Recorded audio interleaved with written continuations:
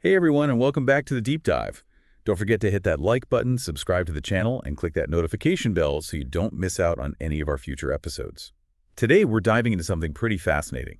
It's a story that's relevant whether you're into economics or history, or even just curious about how the world works. It's the story of India's economy.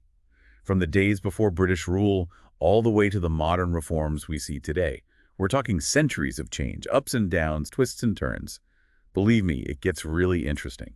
And to help us navigate this complex journey, I've got our expert here who can make even the trickiest economic concepts crystal clear. Glad to be here. India's economic history is anything but boring. You're right, it's full of surprises, and I think it's absolutely crucial to understand if you want to grasp where India stands in the world today. Okay, so let's rewind the clock way back. Imagine India before the British East India Company even entered the picture. What was the economic scene like back then? Well, you might be surprised to hear that in the 1600s, India and Britain were practically economic equals. India had a thriving independent economy known worldwide for its craftsmanship. We're talking intricate textiles, beautiful metalwork, and precious stones that were in high demand globally.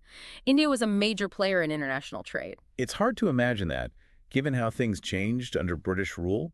What happened? British rule aimed to transform India into a supplier of raw materials for their industries back in Britain. This completely reshaped the Indian economy, prioritizing British interests over Indian ones. Think of it as a forced shift from producing finished goods to supplying raw materials. And this led to what economists call the Great Divergence. The Great Divergence. Explain that one to me and to our listeners who might not be economics whizzes. Sure.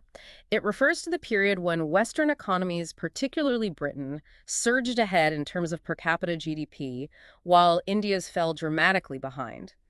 And this wasn't just a coincidence, it was a direct result of policies that favored Britain at the expense of India's own economic development. Traditional industries were undermined and progress was stifled. So it was like India went from being a major economic power to almost being deliberately held back. You could say that one very clear example is the decline of India's once thriving handicraft industries.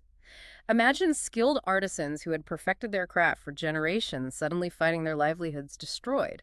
It was a major blow to India's economic fabric. Okay, let's get into some specifics. Agriculture obviously played a huge role in colonial India. Absolutely. A staggering 85% of India's population depended on agriculture for their livelihood. But here's the paradox. Despite its dominance, agriculture stagnated during this period. There was overcrowding on farmland, leading to low productivity, and crucial investments in things like irrigation were neglected. British policies basically discouraged any real agricultural advancement. So even though most people depended on agriculture, it wasn't being supported or developed. That seems counterproductive. What was the logic behind that? The British wanted to maintain India as a supplier of raw materials, not a competitor in finished goods or agricultural products. They actively discouraged industrial development to ensure India remained a captive market for British manufactured goods. So while Britain was going through the Industrial Revolution, they were preventing India from doing the same. Exactly. While there was some limited growth in industries like cotton, jute, and iron and steel, these were largely concentrated in specific regions and didn't benefit the wider population. And it's worth noting that many of these agricultural challenges still have an impact on India, even today. It really shows how deeply colonialism shaped India's economic path. What about foreign trade during this era? Imagine a system where the rules are rigged to benefit one side. That's essentially what British trade policies in India were like. They turned India into an exporter of raw materials and an importer of finished goods. Trade was heavily restricted, with most of it funneled through Britain. This meant that Indian consumers faced shortages of essential commodities, while the revenue generated from India was often used to finance British interests, including wars. So it wasn't just about what India produced, but who controlled the terms of trade and who profited from it. On top of all this, there were some pretty big shifts happening in India's population, right? Yes, the year 1921 marks what's called the Big Divide in India's demographic history. It was a turning point driven by a combination of factors: low literacy rates, inadequate healthcare, high mortality rates, and widespread poverty. So you've got this growing population but facing serious challenges. Exactly. It paints a picture of uneven growth where the population is increasing, but without a corresponding improvement in living standards for many Indians. It's a trend that would have a major impact on India's future economic planning. But even amidst all of this, there were people in India starting to imagine a different path. Absolutely. Even before independence, there were thinkers and leaders who dreamt of a more prosperous and self-reliant India. Visvesvaraya, for example, published his book Planned Economy for India back in 1934, laying out a vision for industrialization and a boost to national income.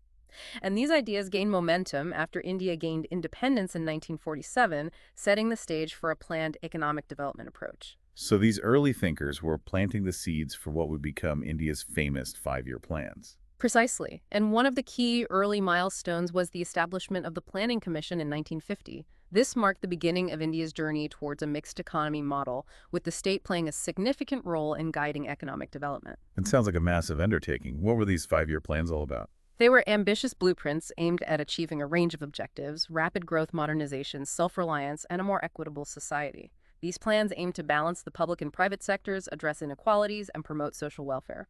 So a really comprehensive approach to reshaping the economy. And how did these plans actually play out in practice? That's where things get even more interesting, and we'll dive into the successes, challenges, and debates surrounding India's five-year plans in the next part of our deep dive. Welcome back to the deep dive. We're right in the thick of India's economic journey, exploring the era of five-year plans. These were massive attempts to reshape the nation's economy, and each plan had its own unique flavor. So let's jump right in with the first five-year plan, which kicked off in 1951. It seems logical that they started with a focus on agriculture, irrigation, and power projects, given how much of the population relied on farming. Yeah, it was a natural starting point considering the state of India's economy at the time, and the first five-year plan actually exceeded its targeted growth rate, hitting a respectable 3.6%.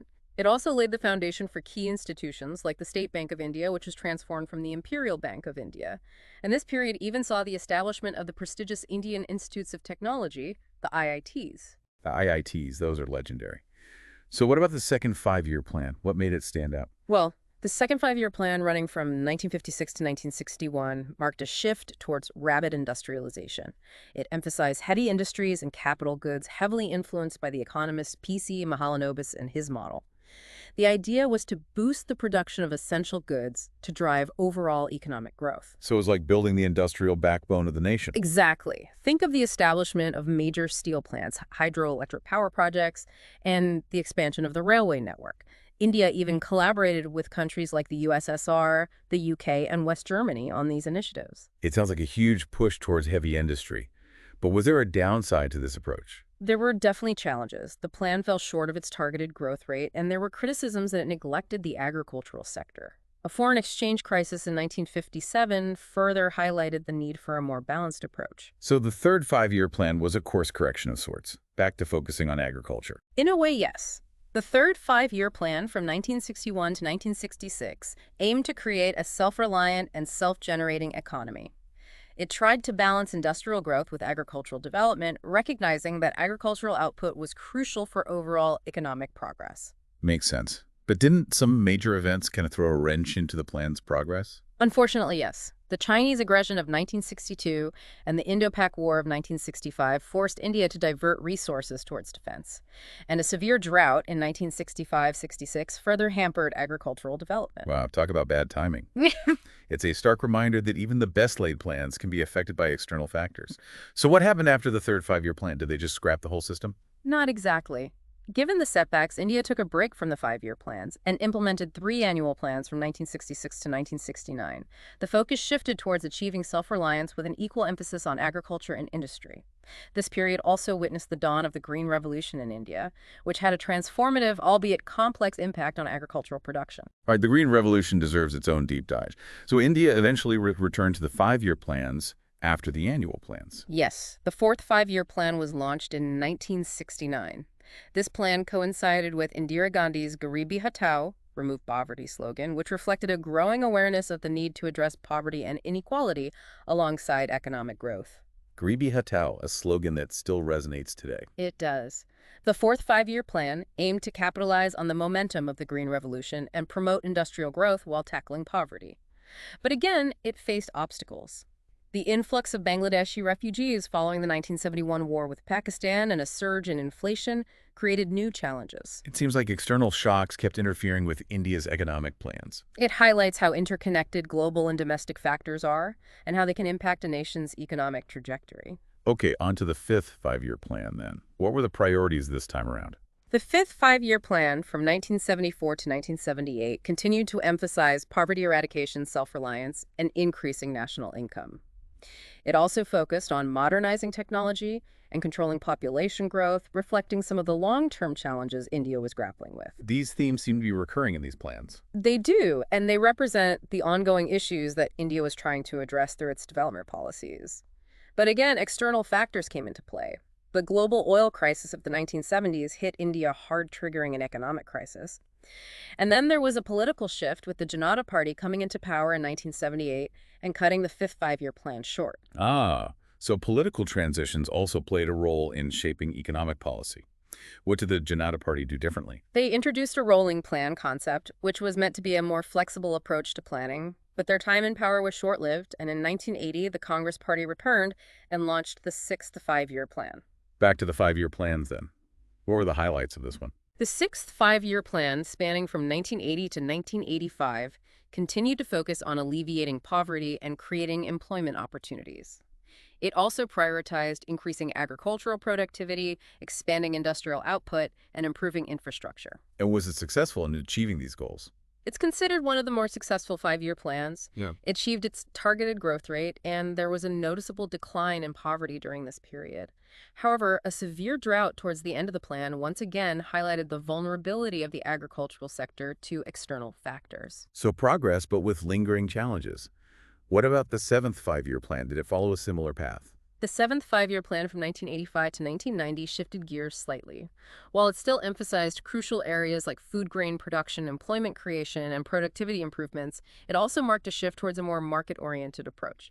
This meant giving a greater role to the private sector, a departure from the earlier emphasis on central planning. So a move towards liberalization even before the major reforms of 1991. You could say that it was a gradual shift, but it signaled a recognition that the state couldn't be the sole driver of economic growth.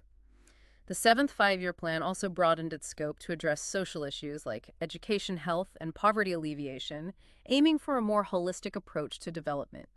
And it actually exceeded its growth target, laying some groundwork for the landmark economic reforms that were just around the corner. Yes. 1991, that's the year things really took a turn. We're about to enter the era of liberalization, privatization, and globalization in India. But before we jump into that pivotal moment, we need to understand the context. What led to these dramatic changes? What was happening in the late 1980s that set the stage for this economic transformation? We'll tackle those questions and more when we return for the final part of our deep dive. Stay with us. Welcome back to the deep dive. We're about to reach a crucial turning point in India's economic history, the reforms of 1991. But as we all know, big changes don't just happen out of the blue. So before we jump into the 91 reforms, let's set the stage. What was happening in the late 1980s that led to this dramatic shift? By the late 1980s, India was facing a full-blown economic crisis. You see, government spending had outpaced revenue, leading to a ballooning fiscal deficit. Inflation was skyrocketing, and the country's foreign exchange reserves had dwindled to a dangerously low level. We're talking barely enough to cover a couple of weeks' worth of imports. Yanks, that sounds like a recipe for disaster. It was a precarious situation, to say the least. And to make matters worse, the Gulf War in 1990-91 further disrupted oil supplies and remittances from Indians working in the Middle East. This combination of domestic and global factors pushed India to the brink. So what could be done? How do you even begin to tackle a crisis of that magnitude? Well, to avert a complete meltdown, India had to turn to international institutions for help. You're talking about the IMF and the World Bank, right? Exactly. India approached the IMF for a loan and, in exchange, had to agree to implement significant economic reforms. These were often referred to as structural adjustment programs, and they marked a major turning point in India's economic policy. So it's a bit of a tough love situation. Help in exchange for some major policy overhauls. You could put it that way. These reforms ushered in the era of liberalization, privatization, and globalization, or LPG, in India. It was a complete paradigm shift. Okay, let's break down these LPG reforms. What exactly did liberalization entail? Think of it as dismantling a complex web of regulations and controls that had been in place for decades. Liberalization was about reducing the role of the state in the economy and giving greater freedom to the private sector. So a move towards a more market-driven economy. Precisely. Key steps included abolishing industrial licensing for most industries, easing restrictions on imports, lowering import duties, relaxing foreign exchange controls, and initiating reforms in the financial sector. That sounds like a radical departure from the earlier socialist-inspired policies. It was a bold move, and it sparked both excitement and apprehension. Some viewed it as a much-needed injection of dynamism into the Indian economy, while others worried about potential job losses and exploitation with less government oversight. It's the classic debate between free markets and the role of the state in protecting workers and industries. Okay, so that's liberalization. What about privatization? Privatization focused on transferring ownership of state-owned enterprises, or PSUs, to private entities. The goal was to improve efficiency, reduce the financial burden on the government, and foster competition. So selling off government-owned companies to private investors, was this a smooth process? Not entirely. Privatization was and still is a politically sensitive issue in India. Trade unions expressed concerns about job security, and there were arguments that it amounted to selling off national assets to private interests. It's a debate that continues to this day. I can see how it would be a contentious issue. And finally, what about globalization? How did that fit into the picture? Globalization was all about integrating the Indian economy with the global economy. This meant reducing barriers to trade and investment, allowing for a freer flow of goods, services, and capital across borders. So opening up the Indian economy to the world, what impact did this have? It had a profound impact. Indian companies gained access to global markets. Foreign investment flowed into the country, and consumers had a wider array of goods and services to choose from. It was a period of rapid change and transformation. It sounds like it. Yeah. But as with any major transformation, there must have been both positive and negative consequences. What were some of the successes of the LPG reforms? Well, one of the most significant outcomes was a surge in economic growth. India's GDP growth rate accelerated significantly after 1991, averaging around 7–8% per year. Exports boomed, foreign investment poured in, and a dynamic services sector emerged, particularly in areas like IT and software. So India became a global player in the IT industry. Exactly. And this had a ripple effect, creating jobs, boosting incomes, and contributing to the growth of a substantial middle class. That's definitely a success story. Yeah. But I'm guessing these reforms weren't a magic bullet. What were some of the challenges or downsides? Of course, no economic transformation is without its challenges. While the LPG reforms did lift millions out of poverty, the benefits weren't evenly distributed. Income inequality widened, and many traditional industries struggled to compete with cheaper imports. There were job losses in certain sectors, and concerns about environmental sustainability also grew. So a mixed bag, as with most major economic shifts. Some clear wins, but also some unintended consequences. Precisely. And there's ongoing debate in India about the long-term impact of these reforms. Some argue they were crucial for unleashing India's economic potential, while others believe they exacerbated existing inequalities and led to job losses in certain sectors. A complex issue with no easy answers. Yeah. And it's interesting that the LPG reforms happened alongside another major shift, the Green Revolution, which we touched on earlier. Absolutely. While India was opening up its economy to the world, it was also undergoing a revolution in agriculture. Remind us about the Green Revolution. What were its main features? Starting in the mid-1960s, the Green Revolution introduced high-yielding varieties of crops, especially wheat and rice. This was coupled with increased use of fertilizers and irrigation.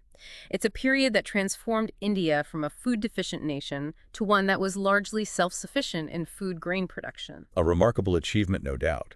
But I remember you mentioned some downsides as well. Yes. The Green Revolution wasn't without its critics.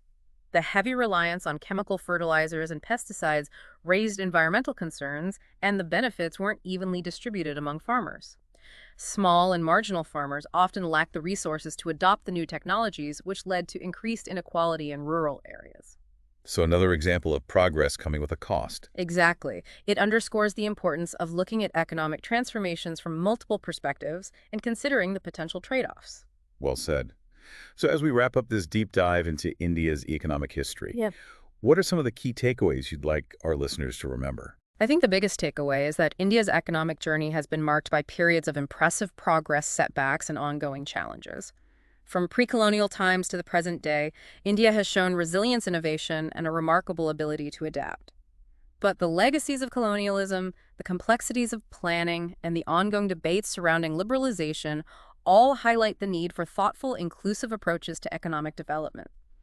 Understanding this history is crucial for anyone wanting to grasp the dynamics of India's economy today. That's a great summary. It really shows how interconnected India's economic past is with its present. Absolutely. It's not just about looking back, it's about learning from the past to make more informed decisions for the future. Well said. A huge thank you to our expert for guiding us through this fascinating journey. It was my pleasure. And to our listeners, thank you for joining us on the Deep Dive. Don't forget to like, subscribe, and hit that notification bell so you don't miss out on future episodes. We'll be back soon with another deep dive into a captivating topic. Until then, stay curious.